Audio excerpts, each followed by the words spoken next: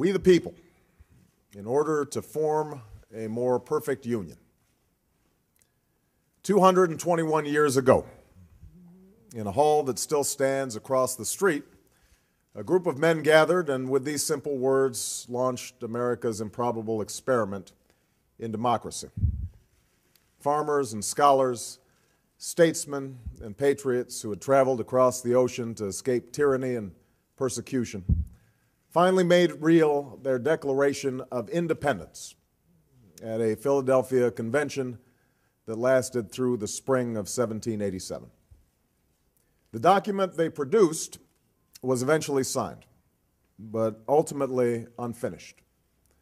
It was stained by this nation's original sin of slavery, a question that divided the colonies and brought the convention to a stalemate until the founders chose to allow the slave trade to continue for at least 20 more years and to leave any final resolution to future generations.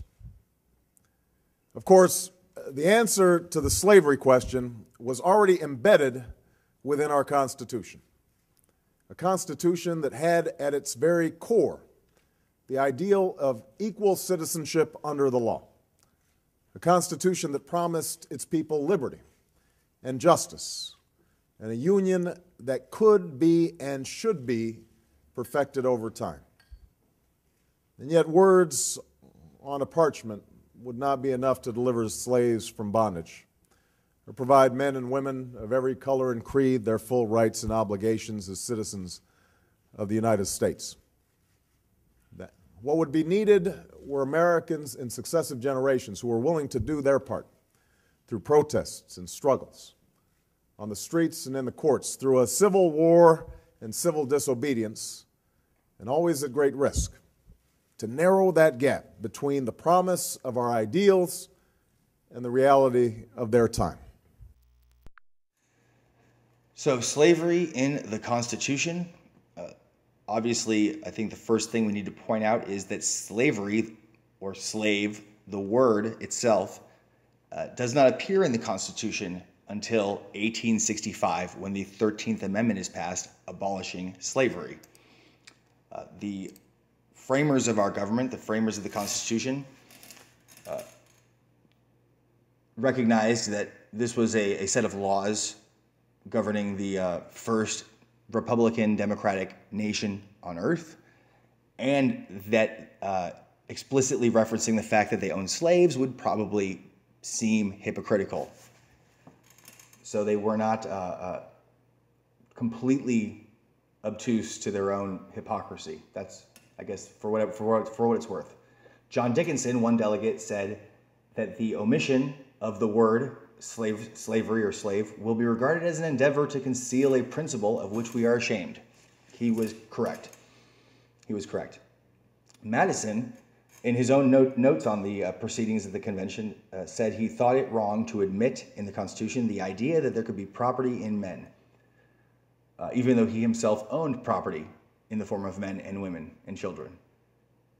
Madison's logic, he's a lawyer from Virginia, his own arguments behind certain areas where slaves should be seen as property and where slaves should be seen as people throughout this endeavor is totally convoluted, to the point where I won't even get into it. You can go search those quotations yourself, but they're real gems, some of them.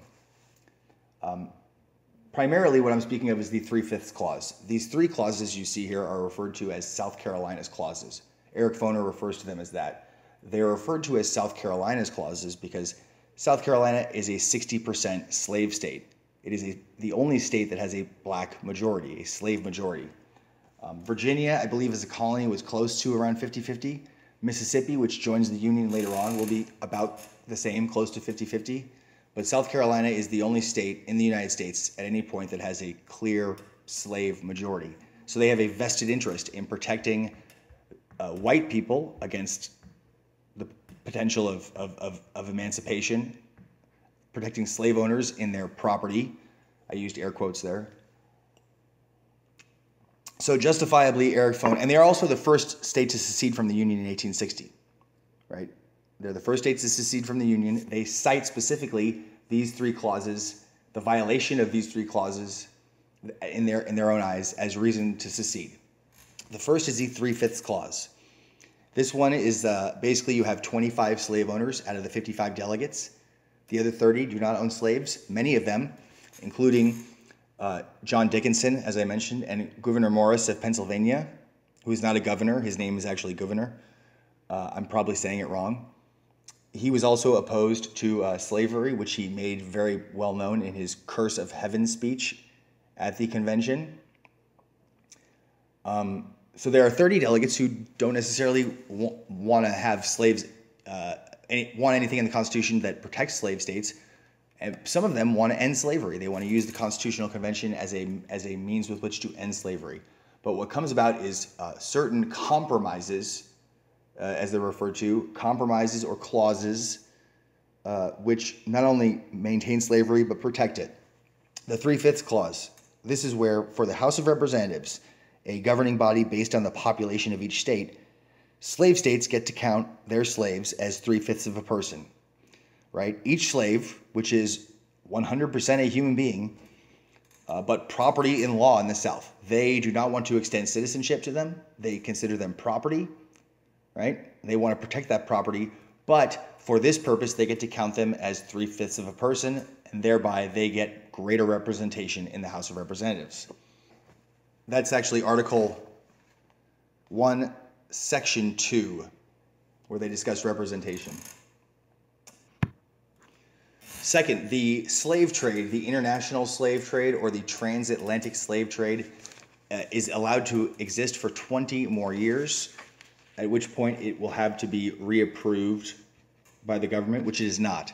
So this Constitution is ratified in 1788. That means the slave trade ends in 1808. It is important to note, another good reason to call it South Carolina's clauses, by 1808, when the slave trade, transatlantic slave trade is declared illegal, every single slave-owning state in the Union, except for South Carolina, has already abolished international slave trading. Why?